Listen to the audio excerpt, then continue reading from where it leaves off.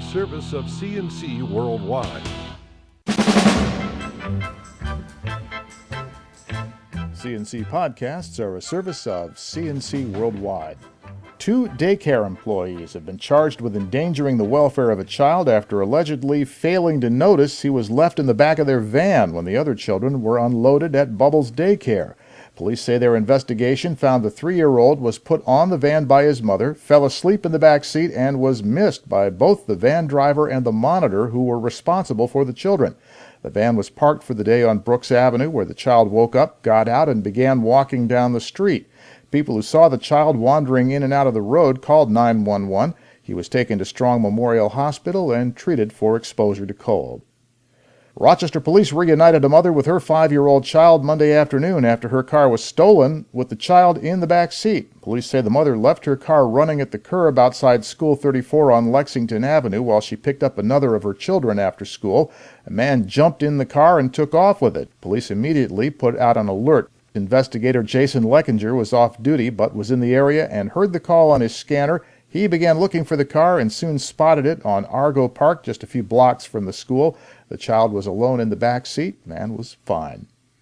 The Livingston County Sheriff has made a major breakthrough in one of this region's most notorious cases, that of a teenage girl found dead 35 years ago in a cornfield.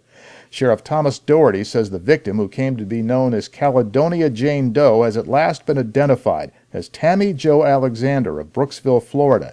Investigators, using modern DNA techniques, were able to confirm that she is the girl whose body was found by a farmer in Caledonia in November 1979.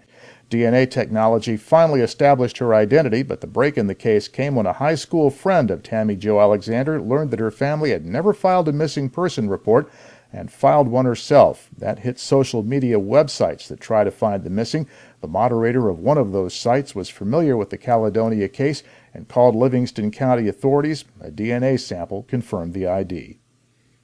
1 person's dead and 2 others injured after a pair of SUVs collided in Victor. The Ontario County Sheriff's Office says unsafe speed for the snowy conditions on Monday afternoon may have been a factor in that crash on Strong Road near County Road 41.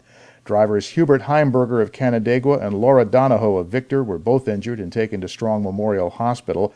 A passenger in Heimberger's vehicle, 63-year-old Sally Hammond of Springwater, was killed in the crash.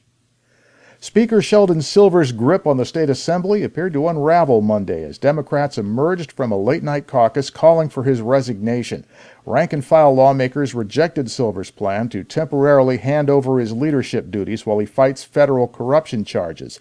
Instead, Assemblyman Brian Kavanaugh of Manhattan came out of the meeting telling reporters that Silver has lost the confidence of his membership and must resign.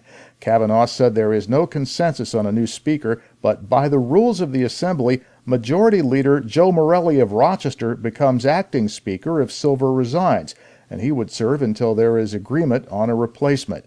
Silver wanted to delegate his duties to a group of 5 senior Democrats, including Morelli, but the Democratic caucus refused to fall in line behind Silver's plan.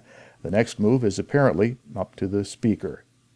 Governor Cuomo ordered a state of emergency for New York City, its suburbs, and Long Island on Monday as a major winter storm moved up the East Coast. Roads were closed to all but emergency vehicles at 11 p.m. on threat of a $300 fine.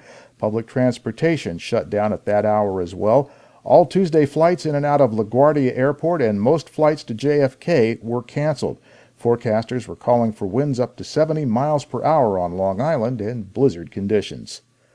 The Aquatic Center at the Perrington Recreation Center has been shut down after town officials discovered it's been leaking about 800 gallons of water a day. Town officials say they found the leak Friday and closed both pools at the center. To make matters worse, the town doesn't know exactly where the water's going. Your next CNC podcast is whenever you click on one of these pages and catch one. We post updates as necessary. I'm Bud Lowell, CNC News.